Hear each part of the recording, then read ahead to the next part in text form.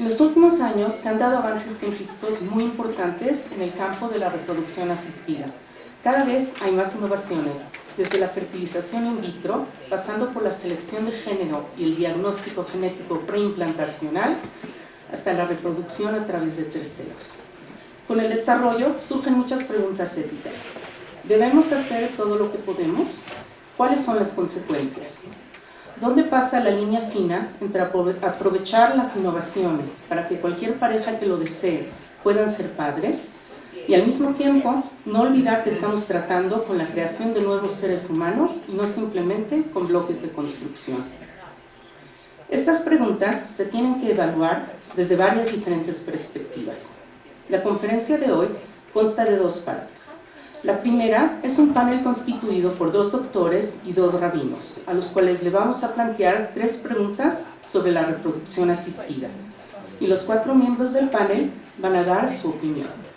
De esta manera, cada pregunta va a ser tratada desde el punto de vista médico-ético y desde el punto de vista de la halajá o ley judía. La segunda parte será una conferencia magistral sobre ética en medicina en el campo de la fertilidad, presentada por el estimado profesor Yonatan Alevi, presidente del Hospital Shaare Tzedek en Jerusalén, Israel. Queremos recordarles que el propósito de la conferencia esta noche es informativo y no para tomar acción. Antes de tomar cualquier decisión práctica, por favor, consulten con su médico y su rabino. Comencemos con la primera parte. Es un placer para mí presentar a los 4 miembros de nuestro panel.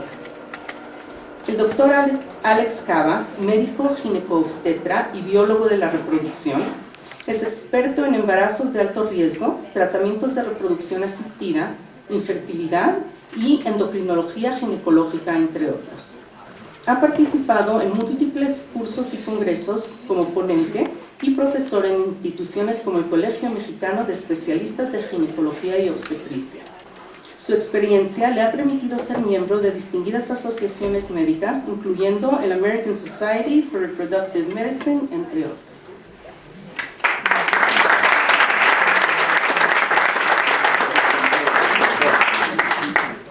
El doctor Alberto Cabli, médico ginecobstetra y biólogo de la reproducción, fue el fundador de la primera unidad de reproducción asistida a nivel institucional en México, el Instituto Nacional de Perinatología.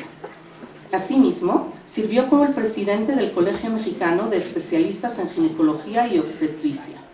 Es miembro de distinguidas asociaciones médicas, así como el autor y coautor de más de 200 trabajos médicos en revistas nacionales e internacionales y de 13 libros en su especialidad.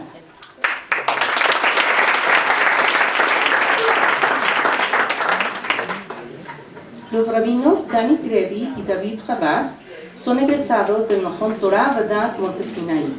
Tienen licenciaturas en Ciencias y Técnicas de la Educación, así como diplomados en Intervención de Crisis. Fueron certificados en temas de las halajot de Jupá y Kiddushin, bodas, así como temas de las halajot de Nidá, pureza familiar. Asimismo, están certificados en los conceptos médicos y halájicos de la fertilidad, genética, embarazo, parto, ginecología, pureza familiar e intimidad.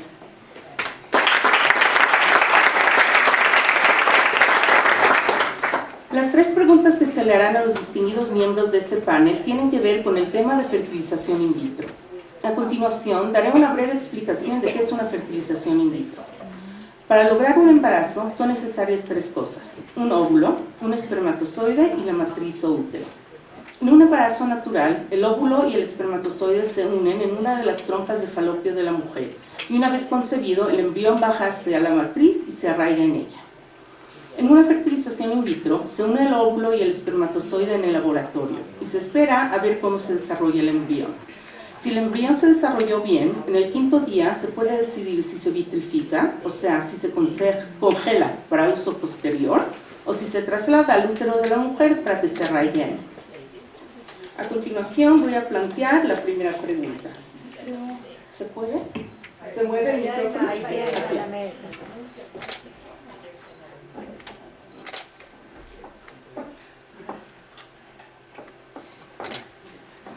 A continuación,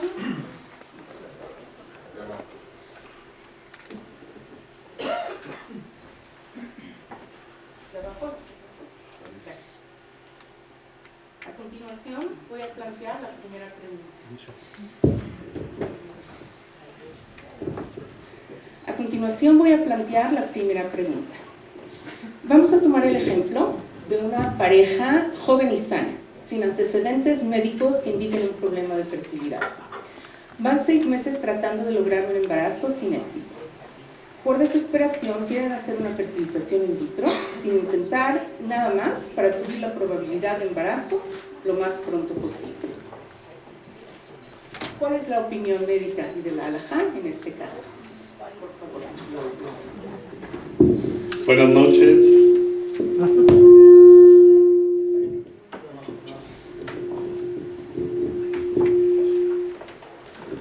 Buenas noches.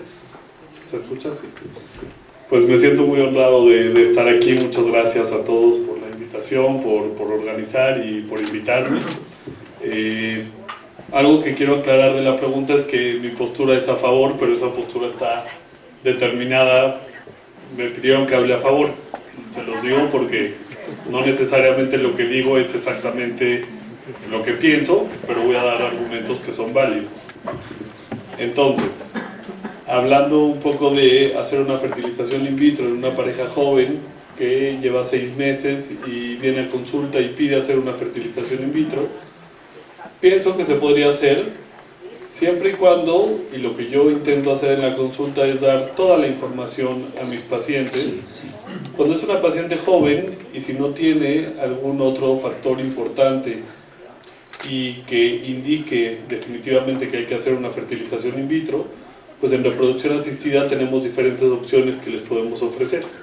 Les podemos ofrecer desde tratamientos de baja complejidad, como inducción de la ovulación, coito programado, una inseminación, y de alta complejidad está la fertilización in vitro. Es cierto que la fertilización in vitro quizá es la técnica de reproducción asistida que más probabilidades les va a dar de embarazo. Siempre les explico que desde el punto de vista médico, quizá una pareja joven, sana, a mí no me preocupa que se van a embarazar, porque se van a embarazar muy probablemente, hay que ver cómo, pero también creo que no solamente la opinión médica es lo que hay que considerar, y en infertilidad hay mucho más que eso. Está la parte social, está, pues que siempre les digo, ustedes se querían embarazar ayer y vienen hoy conmigo, y probablemente si discutimos todas las opciones y cuál les va a dar las mejores probabilidades de lograr un embarazo lo antes posible, probablemente sí va a ser la fertilización in vitro, y no necesariamente que eso sea lo que tengamos que hacer, pero también pienso que muchas veces en reproducción no hay un camino correcto y otro incorrecto, y siempre planteo que podemos tener 2 parejas que tengan una situación igual y que una pareja decida y me diga, ¿sabes qué? Nosotros estamos muy tranquilos, nos gustaría empezar a intentar desde lo más sencillo y con eso ir haciendo una estrategia hasta si tenemos que llegar a la fertilización in vitro más adelante, o puedo tener la misma pareja en la misma situación que me diga, ¿sabes qué? Estamos desesperados y venimos a buscar la opción para embarazarnos lo antes posible y queremos hacer una fertilización in vitro. Y entonces no creo que una opción sea correcta y una incorrecta, sino lo más importante siempre es poder tomar decisiones informadas. Entonces, si nosotros como médicos explicamos a los pacientes cuáles son los diferentes caminos que podemos seguir y al final la pareja, teniendo toda la información y quizá la opinión del médico, decide hacer una fertilización in vitro, creo que puede ser una opción correcta para ellos.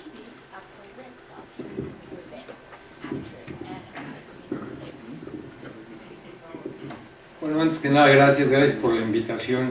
Y bueno, como siempre, y todas las veces que nos ha tocado estar en auditorios similares, pues gracias por haber venido.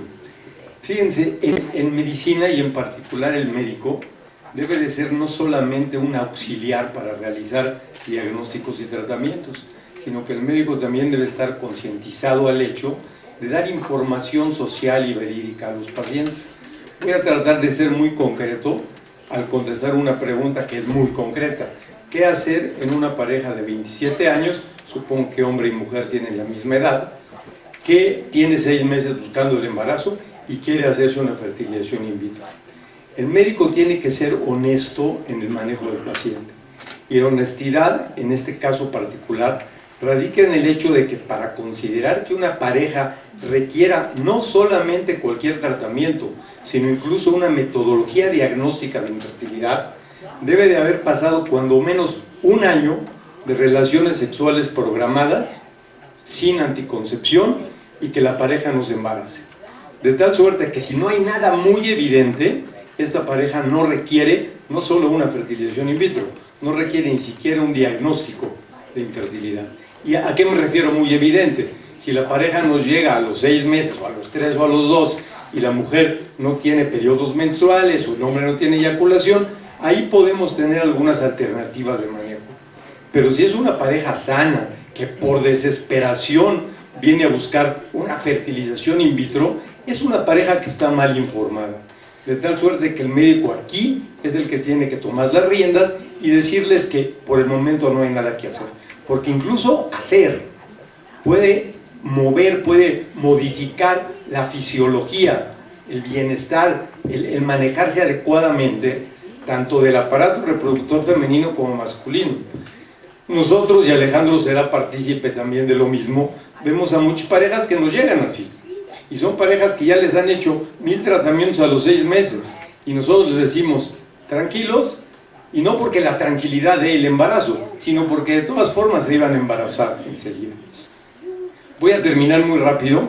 En algunos países, sobre todo en los países como Finlandia, Noruega, seguramente el profesor Alevi conoce estas estadísticas, en donde la medicina es exclusivamente institucional, no hay medicina privada, se han dejado llevar casos hasta 24 y 48 meses de parejas que no tienen nada buscando el embarazo. Y muchas veces sus tasas de éxito para conseguir el embarazo son más altas que la fertilización in vitro.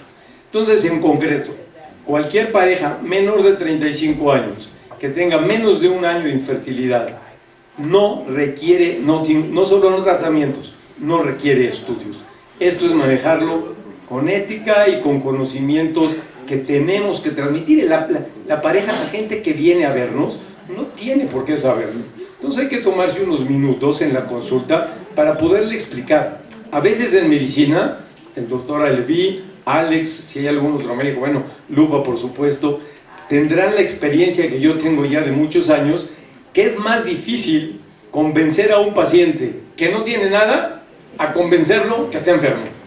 Un paciente que nos llega porque otro doctor le dijo que tenía un tumor en el cuello y lo exploramos y le hacemos ultrasonido y no tiene nada, es más difícil convencerlo que lo que le dijo el primer doctor. Y traspaso esta consideración en relación a la infertilidad. A esta pareja de 27 años, y con esto termino, es más difícil, nos va a llevar más tiempo convencerla de no hacer nada, a decirle, ándale, te voy a hacer una fertilización in vitro.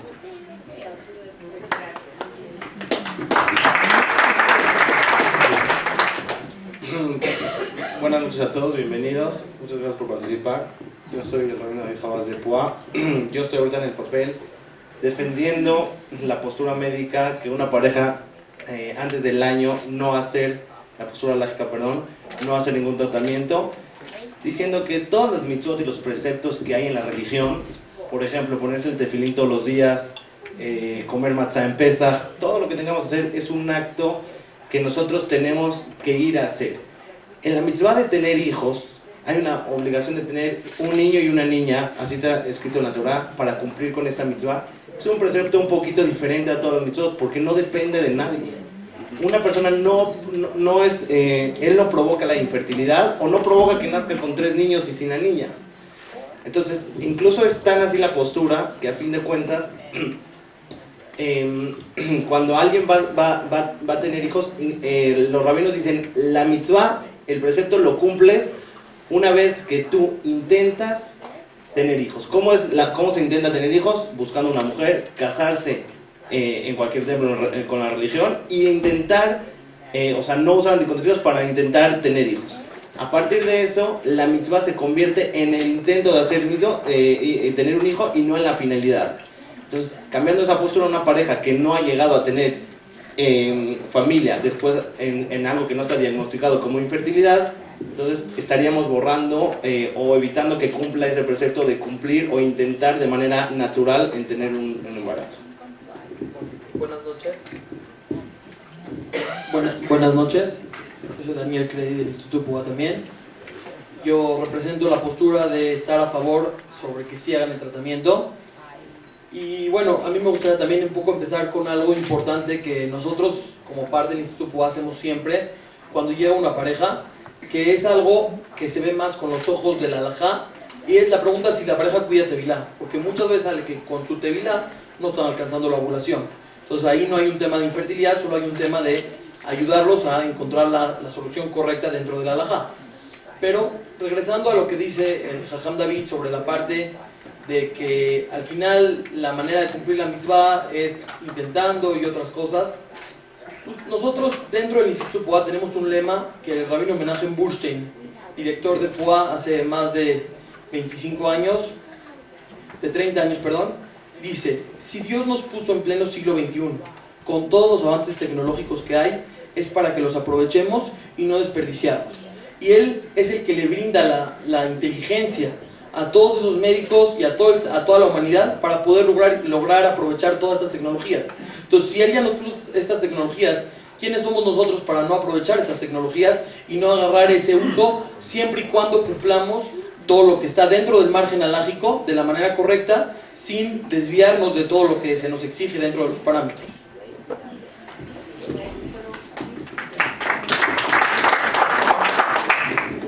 Creo que podemos ver como conclusión que está permitido por la halajá, pero en realidad esta es una pareja joven, no hay ninguna razón para pensar que sufre de infertilidad. 6 meses es muy poquito tiempo y tal vez hay que tomarlo un poco con calma, tal vez hay que tratarlo con herramientas psicológicas, tratar el estrés, tratar la desesperación y saber que siempre existe la opción de hacer un in vitro después. No es como que esta es la única oportunidad y si espero 6 meses más va a haber algún problema. Ok, pasamos a la segunda pregunta. La segunda pregunta se enfoca en la selección de género. Es importante aclarar que hacer una fertilización in vitro no es suficiente para poder determinar si un embrión es niño o niña. En una fertilización in vitro se une el óvulo y el espermatozoide y se espera que el embrión recién formado se desarrolle. Si se ve un desarrollo normal, este embrión puede ser trasladado al útero de la madre. Pero si es que queremos saber más información sobre el embrión, es necesario hacer un procedimiento llamado diagnóstico genético preimplantacional. Este consiste en tomar una de las células del embrión y analizar las cromosomas de dicha. Es importante mencionar que si se toma esa célula en el momento adecuado y de la manera correcta, no debe de afectar el desarrollo del embrión. Tomando esto en cuenta, queremos evaluar si está permitida la selección de género en 3 diferentes situaciones. La primera, en el primer caso, se está realizando el diagnóstico genético preimplantacional para evitar un embrión con una enfermedad específica que se asocia con un género específico. Por ejemplo, la hemofilia, que a veces se expresa levemente en mujeres, pero se manifiesta de manera fuerte en hombres. Aquí, la selección de género es para evitar una enfermedad específica. En el segundo caso, se realiza un tratamiento de in vitro por infertilidad y también se hace un diagnóstico preimplantacional genético de anaploideas, que quiere decir checar si la cantidad de cromosomas que tiene el embrión es correcta. Deben de haber 23 pares, que son 46 en total. A veces hay algunas extra, que por ejemplo es lo que causa el síndrome de Down. Entonces, con esta prueba vemos la cantidad que nos falten y nos sobren. Y entonces queremos evitar que el embrión esté enfermo, pero dicha enfermedad no está asociada a un género específico. Aquí la selección de género no es para evitar una enfermedad, sino por preferencia de la pareja. O sea, ya estamos checando las cromosomas, yo quiero niña. Esa es la pregunta. Y la tercera, una pareja que no tiene problemas de infertilidad, que quiere hacer tratamiento de in vitro y diagnóstico preimplantacional, simplemente porque quiere escoger el género del bebé. Por favor. Muy bien. ¿Empezamos?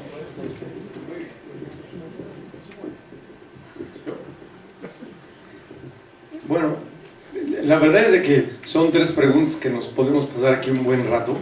No sé cómo vengan con ganas de desvelarse. Pero mira, en primer lugar, sí es muy importante entender que una cosa son enfermedades genéticas y otra cosa son enfermedades cromosómicas. Las enfermedades cromosómicas son aquellas que, como mencionaba Golde, son enfermedades que están ligadas a la estructura misma, numérica o estructural propiamente dicho, de cualquiera de los 46 cromosomas que tenemos. Y la genética es hacer un examen de los más de 20.000 genes que tenemos, lo cual muchas veces en medicina se hace muy específico buscando determinada enfermedad. Por ejemplo, el síndrome de Down es una enfermedad cromosómica, en donde hay un cromosoma de más en el par 21, a diferencia de la hemofilia, en donde tenemos una alteración genética en el cromosoma X. Y por eso se presenta mucho más en hombres que en mujeres, porque como las mujeres tienen 2 cromosomas X y los hombres tienen un cromosoma X y uno Y, pues el otro cromosoma X de la mujer ayuda a que no se presente la enfermedad, para decirlo en términos genéricos. Entonces, una cosa es cromosómica, que es donde está el PGT, que se llama A, así le llamamos ahora, y la otra es exclusivamente genética, que es el PGT-M, en donde en general, para no hacer todo el exoma, se busca el análisis de uno solo de los genes. Por ejemplo, el de la hemofilia, el de la parálisis de Duchenne, etc. Hay muchas. Casos en que se sabe. Exactamente, sí se sabe. Si no se sabe, si uno quiere, como ahora está de moda buscar todos los genes, entonces sí necesitamos hacer un estudio más completo que no viene al caso.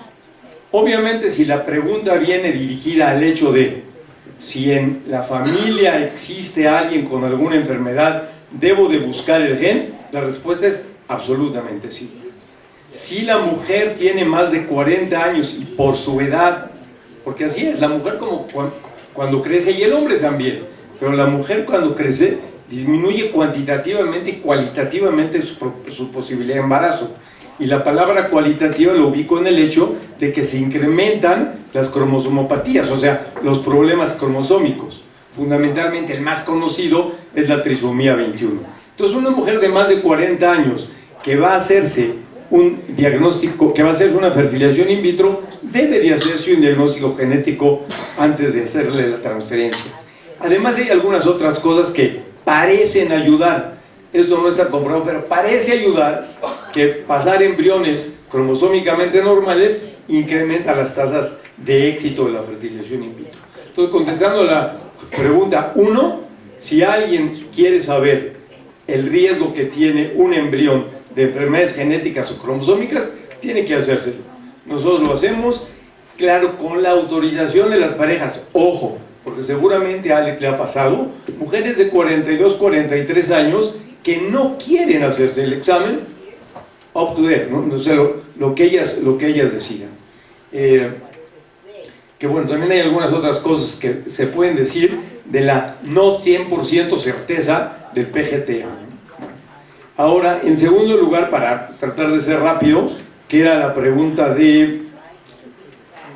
Habló de la, de no enfermos, sino más seleccionar.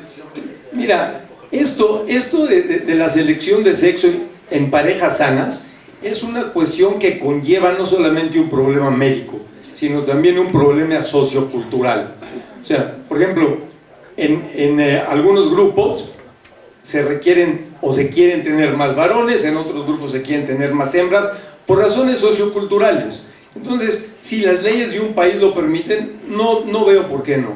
Aquí, y no me dejarás mentir, en México, por más que hemos luchado, no hemos podido tener no solamente una legislación sobre los problemas básicos y complejos de reproducción asistida en el país, sino ni siquiera una norma oficial que junto con el licenciado Chertorivsky se la fuimos a mostrar cuando era secretario de salud, y él muy abierto, pero acabó esto muy rápido. En el año 2005 por ahí fue esto, ¿no? Bueno, el hecho es de que, para contestar a la pregunta, si alguien quiere tener un género específico de hijos, pues se puede hacer un diagnóstico genético preimplantación, haciéndole entender a la pareja que una fertilización in vitro no asegura un embarazo, que la gente a veces se va por ahí. Una fertilización in vitro en el mejor de los casos, hayan oído lo que hayan oído, da lugar a nacimientos de recién nacidos vivos, independientemente de todo, cuando mucho, en el 60% de los casos, de un recién nacido vivo sano. Se diga lo que se diga, que Nueva York, que Israel, que Perú, que México, 60% máximo, máximo. Y la última pregunta. En realidad cubrió la primera y la segunda. Bueno, entonces dejo al doctor Cabli. Ya, ¿qué puedo decir yo después del doctor Cabli? Pero bueno, mi postura en esta es en contra, es lo que se me asignó. Entonces, bueno, ya explicado todo el tema del diagnóstico genético que quedó muy claro. La primera pregunta, no puedo estar en contra, aunque se me lo hayan asignado. Si hay una enfermedad reconocida en una familia, sí está indicado hacer un diagnóstico genético preimplantación para poder detectar esa enfermedad y evitar tener a un niño enfermo. Eso, por más que yo elabore, no tengo ningún argumento para estar en contra. Siempre, pues, nuestra función es la salud y en reproducción, pues, poder tener un recién nacido sano, creo que es nuestro objetivo. La segunda y tercera pregunta, ahí sí podemos hablar de algunos argumentos. La segunda pregunta, que es si una pareja ya hizo una fertilización in vitro y se hizo el diagnóstico genético preimplantación, ¿se puede seleccionar el género? Bueno, pues ahí ya nos hablarán de la halajá, pero tendríamos que considerar también el estatus de los embriones quizás. Normalmente en los laboratorios en los que trabajamos únicamente vitrificamos y hacemos biopsia de embriones de buena calidad, pero si tenemos un embrión que es el embrión de mejor calidad con diagnóstico genético preimplantación y tenemos un embrión que está por debajo y la pareja quiere escoger al embrión que tiene menos calidad por el género, que quizá va a bajar un poco la probabilidad de éxito, quizá nos podríamos cuestionar, aunque, repito, siempre congelamos embriones y biopsiamos embriones que sabemos que pueden dar lugar a un embarazo, pero finalmente la decisión sería de la pareja o correspondería al embriólogo decir, tenemos estos embriones, este es el embrión que tiene la mejor calidad y la mejor probabilidad de éxito, independientemente del género. Bueno, pues por ahí creo que sería uno de los cuestionamientos. Y la tercera pregunta es más interesante, si hacer, antes hay países que está prohibido hacer selección de sexo.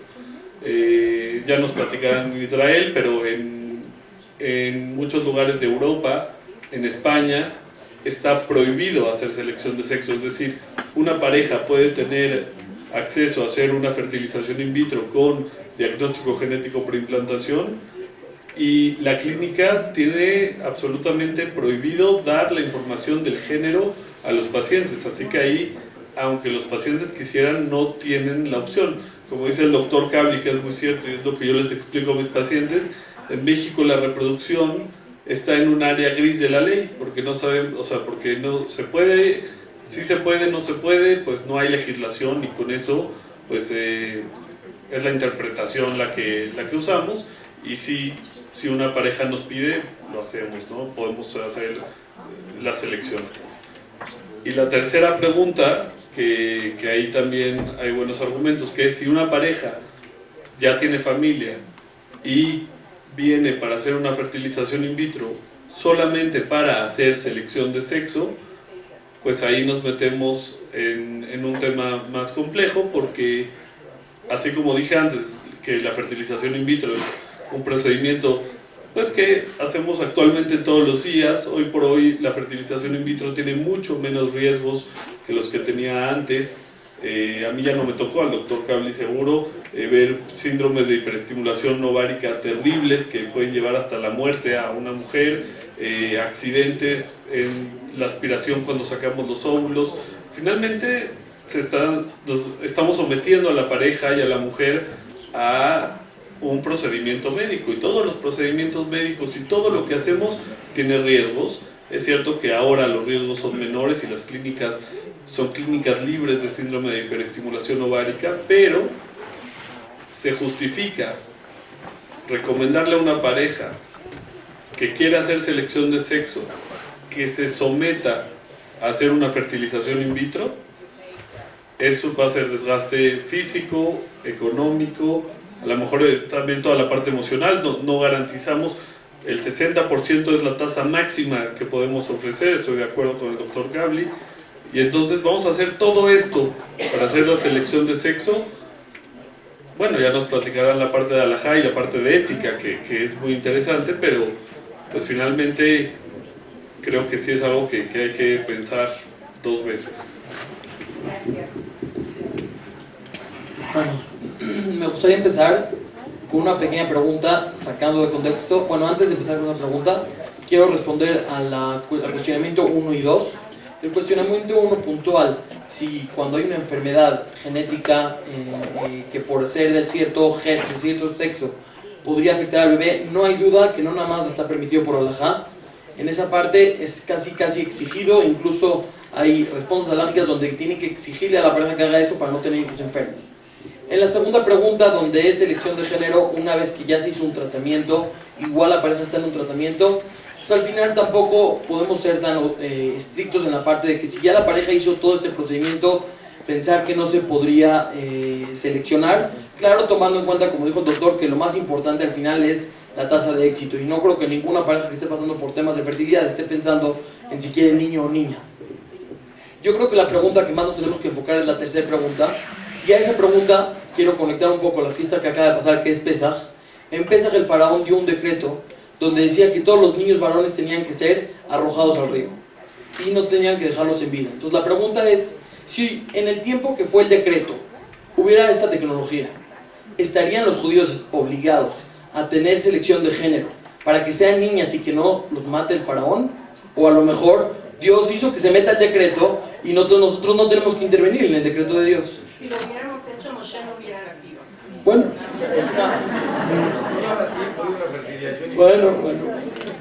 la pregunta está en su lugar. Yo en este momento estoy defendiendo la parte en que no se permite esto, y a lo mejor nada más para hacerlo un poco más didáctico me gustaría yo decir puntualmente lo que me molesta, y del otro lado que Ham David, que está en la parte a favor, vaya contestando puntualmente cada parte. Como saben ustedes, en los tratamientos de fertilidad nos afrontamos a ciertos retos de alajá, empezando por la parte de desperdicio de espermatozoides, o en hebreo zera levatalá.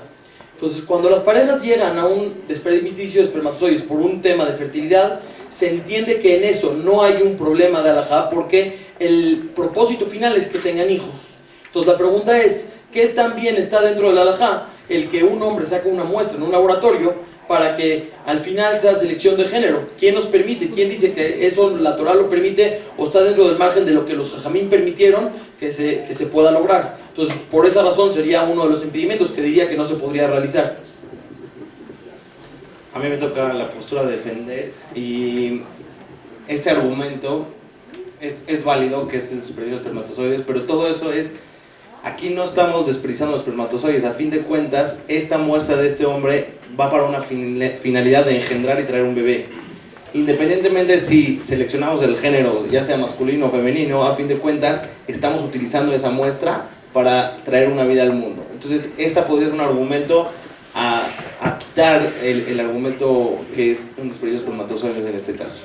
Bueno, me gustaría pasar al siguiente argumento. Muchas veces en los procedimientos, en alguna ocasión, no se puede controlar y sale que la función ovárica de la mujer se tiene que realizar el día de Shabbat. Cuando nosotros llegamos a los tratamientos, si es la única alternativa, como sabemos que existe cierto riesgo de una hiperestimulación, entonces se llega a permitir que en Shabbat la mujer haga su tratamiento porque tiene de un enfermo, y por cualquier problema de vida se puede transgredir el Shabbat y se puede salvar a esa mujer. Entonces la pregunta es, ¿qué tanto puedo yo arriesgar a que una mujer que no tiene una necesidad de pasar por una fertilización in vitro, que haga la posibilidad de que tenga que transgredir el Shabbat por algo que ella provocó, no por algo de que no puede tener hijos? Entonces a lo mejor no es correcto transgredir el Shabbat.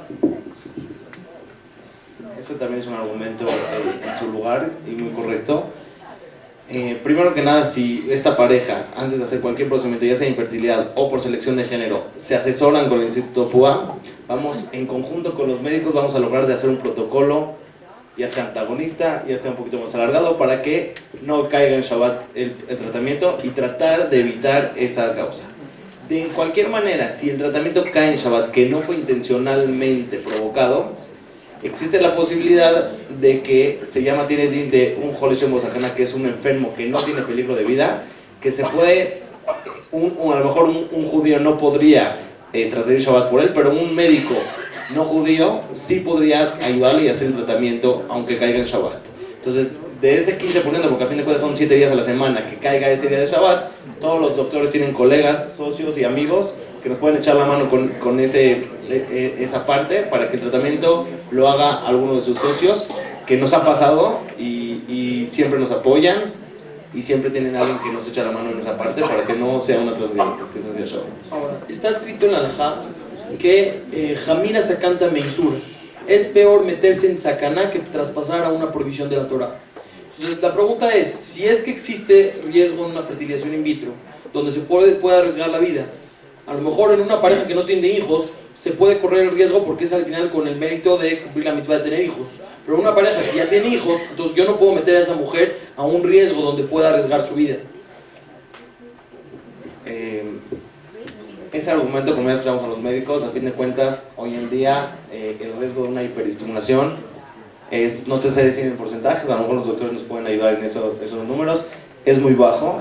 Es más riesgoso salir a manejar en la calle y tener un accidente y estar mal, que hoy en día con los protocolos, las precauciones que tienen los doctores para prevenir este tipo de hiperestimulación y que sea un riesgo de vida para la mamá.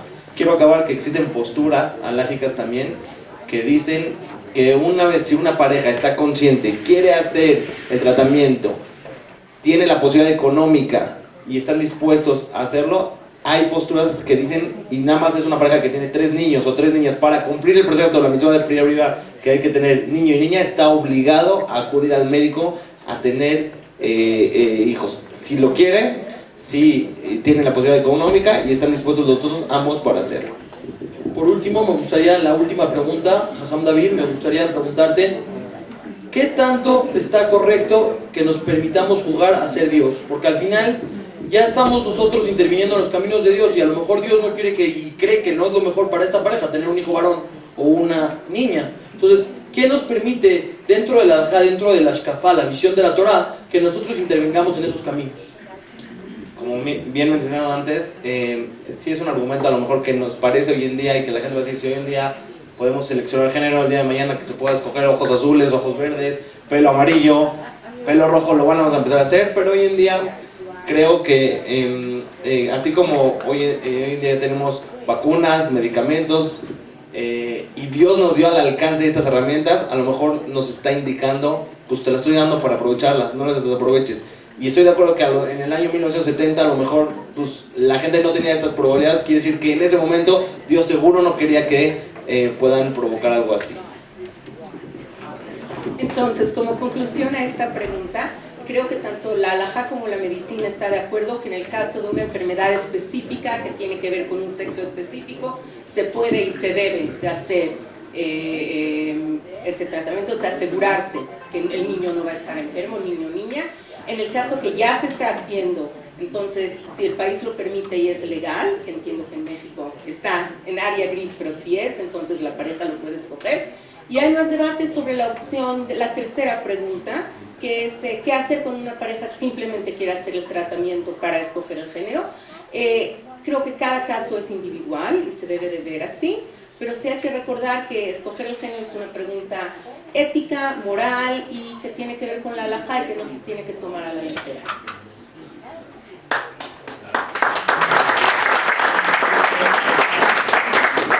Tenemos una tercera pregunta que es sobre el estatus de los embriones. Cuando una pareja está tratando de hacer fertilización in vitro, normalmente se congelan muchos embriones porque no sabemos cuánto éxito vamos a tener y cuántos van a ser necesarios.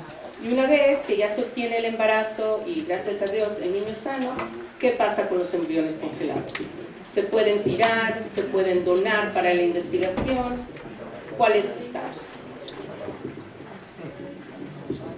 Bueno, platicando un poco de los embriones congelados, siempre lo que explicamos en la consulta es que entre más óvulos tengamos y más óvulos podamos obtener, mejores van a ser las probabilidades de éxito, porque finalmente tenemos que obtener óvulos, de ahí fertilizarlos, que no todos los óvulos primero van a ser maduros y nos van a servir, no todos van a fertilizar, y finalmente el día de hoy los llevamos hasta el día 5 de desarrollo, y entonces vamos a ir perdiendo embriones porque problemas genéticos, accidentes de división, y bueno, pues vamos a quedarnos con un número de embriones.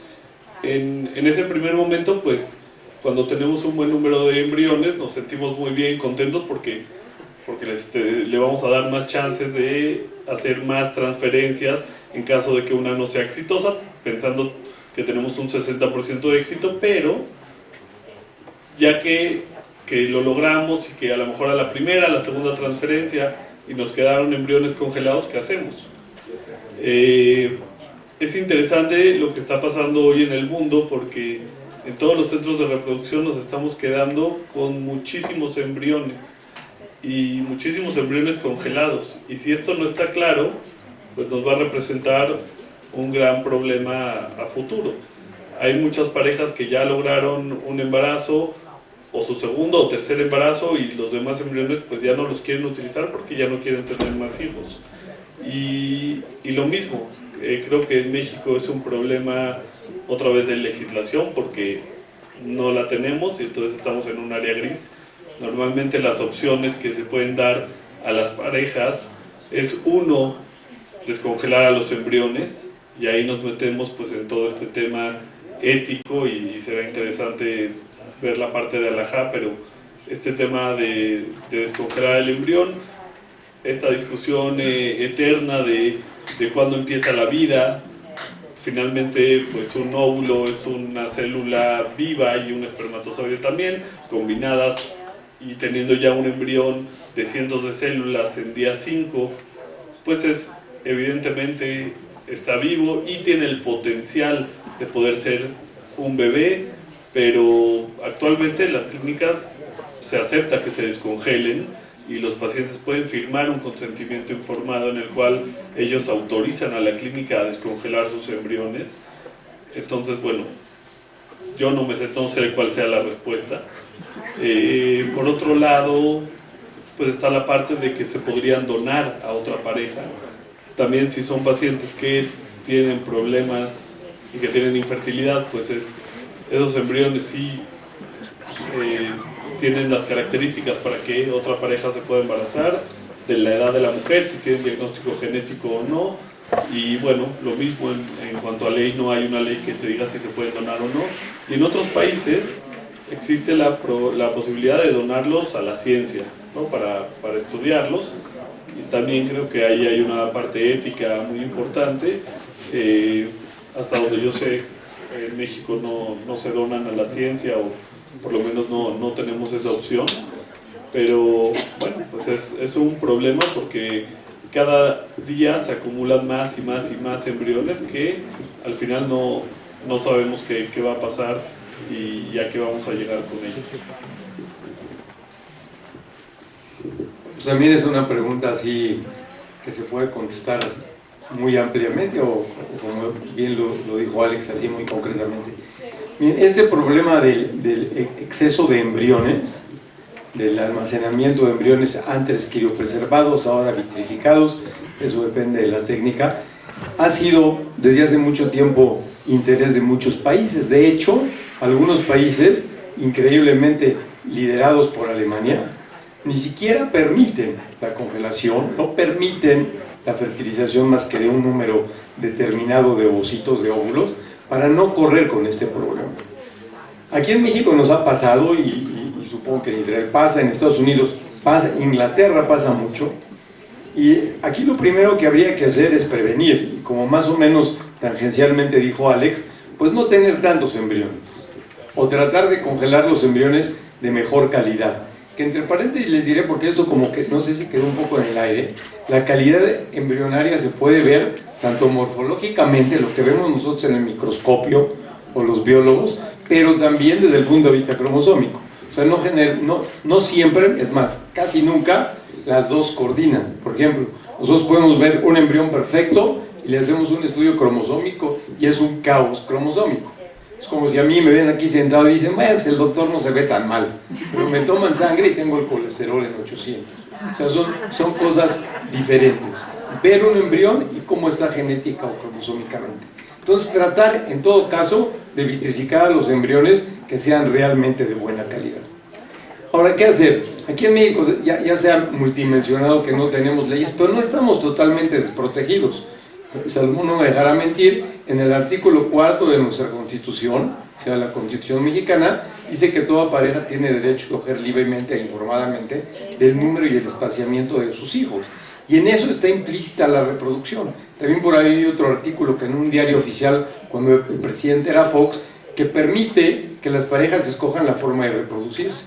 Yo se los digo con conocimiento de causa, porque a mí me ha tocado N veces ir a CONAMED para defender a los médicos que la paciente no se embarazó y los va a demandar, o porque tuvo un aborto y se embarazó con in vitro y le costó muy caro y los va a demandar. Y estos dos artículos nos han servido para defender al médico, ¿no? Entonces, sí es cierto que no hay legislación, pero tampoco estamos totalmente desprotegidos. Ahora, ¿qué se puede hacer?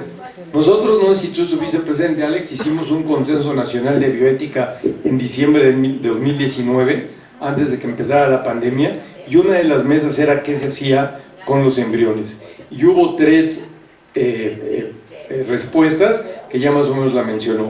Uno, desecharlos, con firmas autorizadas del paciente, etcétera, informadas. Ahí uno entraría en la cuestión ética, moral y a veces ideológica de si hay vida o no hay vida. Eso podemos discutir muchas horas. El segundo es hacerlos para pasar a la investigación. Nosotros, la verdad, aquí en México no tenemos una infraestructura tal como para poder investigar con embriones. No tenemos. Y la tercera es donarlos.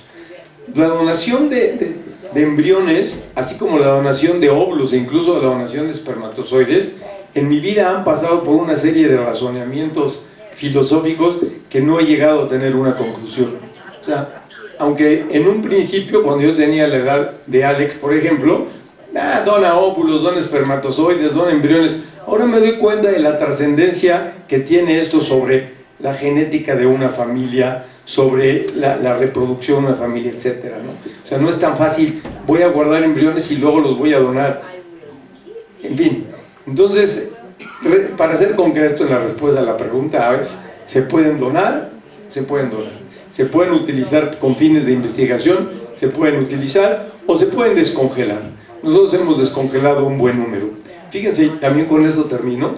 Nosotros, a mí me tocó desde los años 90 congelar embriones que estaban en un día de desarrollo muy retrasado. Nosotros congelamos muchos embriones, yo creo que el 50% de los 2000 y tantos embriones que tenemos congelados están congelados en día 3, o sea, en un día de desarrollo 3, no en un día 5, que es cuando ya se llama blastocisto, que ya se puede identificar bien el saco embrionario y la masa celular externa. Todos nuestros embriones congelados en día 3 los estamos descongelando. ¿Qué hacemos para que tengamos nuestra conciencia tranquila? Los descongelamos y los dejamos llegar a día 5.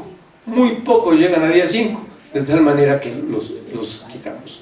Entonces, esto me gustaría ser un poco práctico para la gente que me oye, pero es muy difícil en una sesión de 10 minutos hablar de todo esto. Entonces, yo sí quisiera dejar el mensaje de que, bueno, ustedes platiquen mucho con el médico que se van a hacer la fertilización in vitro. Es muy importante esto de no dejar embriones guardados.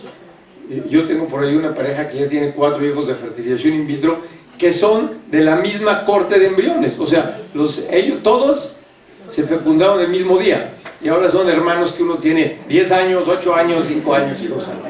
Entonces, hay una serie de consideraciones incluso como estas anecdóticas. Y sí, el mensaje que yo les dejaría es platiquen bien con el médico, obviamente bajo las consideraciones alárgicas, que sepan muy bien lo que se va a hacer. no dejarse ir por el hecho de me voy a embarazar, sino qué va a seguir después del embarazo con las células que dejo, espermatozoides u óvulos, o con los embriones. Ese creo que sería un mensaje práctico para la gente que se enfrenta a un problema de estos, ¿no?